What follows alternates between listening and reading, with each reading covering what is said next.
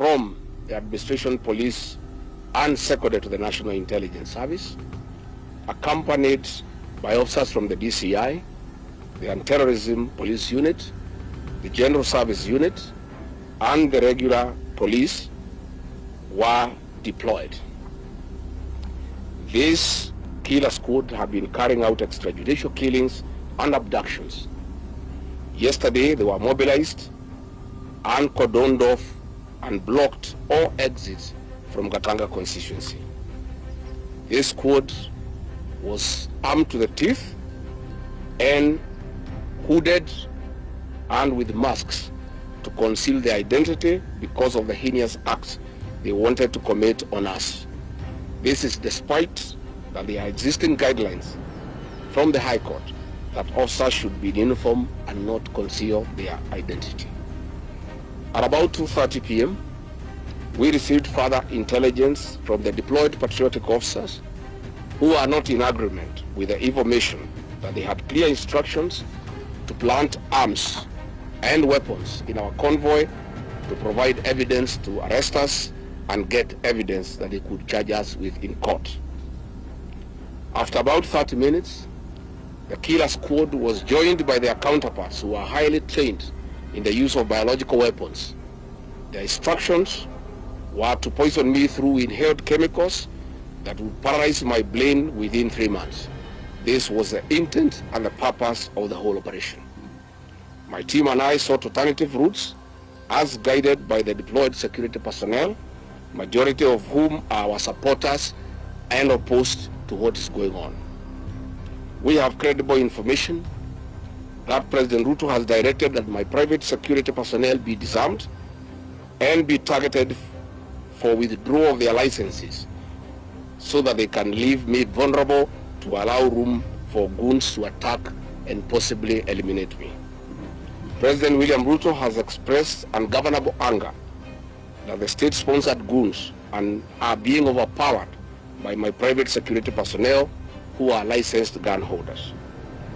President Ruto is furious that the people of Kenya have not forgotten about the Kiambaa church massacre, where children and women were tortured in the 2007 and /8 post-election violence, and is unhappy that I keep on reminding the people of Kenya of the heinous act. I want to say that although Kenyans forgive each other, they cannot forget this, and there is nothing the president can do about it. The president was also utterly livid that I exposed his grabbing of 5-acre piece of land inside Gong Forest, where he intends to put a private hotel. About my statement on post-election violence, this was a precautionary statement and not incitement. It is based on historical facts and past electoral experiences of 1992, 1997 and 2007 controversial elections, that we must have a free and fair election in 2027. It is my civic duty as a leader to remind the IEBC, all agencies and institutions charged with election management, that they must deliver free, fair, verifiable and credible election. I have heard the CS Interior and other pretenders to the throne claim that they will not allow political violence. I urge them to walk the talk. Since November 2024, political violence of great magnitude has been meted on me, my family, and my supporters. Not a single case has been prosecuted. For instance, on 28 November 2024, at a solemn funeral service in Limuru, Kiambu County, I was attacked by organized criminal gangs and a police escort. On 28 December 2024, in Shamata, Nyandarua, an inspector of police flanked by criminal gangs threw tear gas canisters at me. On 23rd March 2025, at ACK St. Peter's Cathedral in Nyeri, my convoy was attacked at a church compound by a non-criminal gang and a police escort. On 29th March 2025 in Naivasha town, we were attacked by the police. On 6th April 2025, at a church service in Mwik, PCA, hooded goons attacked us inside the church. We dismiss with contempt the loose talk by CS Interior that during the DCP party unveiling, where goons dared to cause chaos were fighting for handouts from us. These were state-sponsored, but fortunately, they were overpowered by security personnel and supporters. The CS has given instructions that instead of arresting the said goons, they disarm my security personnel to give goons free access to me and my supporters in future occasions. Let it be known that our party, DCP, has organic support, and we do not pay supporters to attend our meetings the way the government is doing to people to attend their meetings. Finally, let me assure the planners of this violence that you will not stop the cause of the people of Kenya. The one-term movement and the DCP party popularity will not be stopped and will not be slowed down. The cause to liberate Kenya is not about Rigathi Gachagua.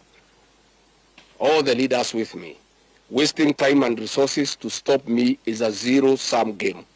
The people of the Republic of Kenya have said that lies must stop, roads must be built, corruption must stop, abductions and extrajudicial killings must stop, education and health systems must work. They are some of the things that are making the people of Kenya restless. We are putting our supporters on high alert that they have the right to express their frustrations if injustice is meted on us. My supporters and I will not be cowed or intimidated by the use of the criminal justice system to manage politics. The drama of waylaying us on roads should be stopped. If the government knows that I've committed a crime known under the laws of Kenya and identified in the penal code, they know all my homes. And I'm here. They know my Wamanyoro home. They don't need to waylay me on the road. Let them just come here, and if we have committed a crime, they can come and arrest me and take whatever action that they want to take. That is the end of the statement. Iko swali? Yes. Yes.